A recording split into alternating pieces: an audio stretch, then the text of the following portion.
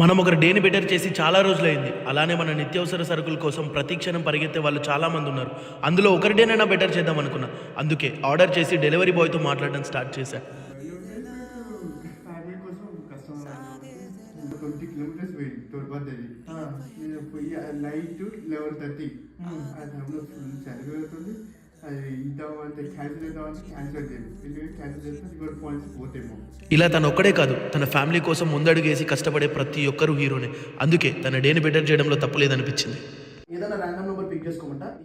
Hey Siri, random number from 1 to 10,000. నా తరపు నుండి నేను గిఫ్ట్ చేస్తాను. డన్. ఓకేనా?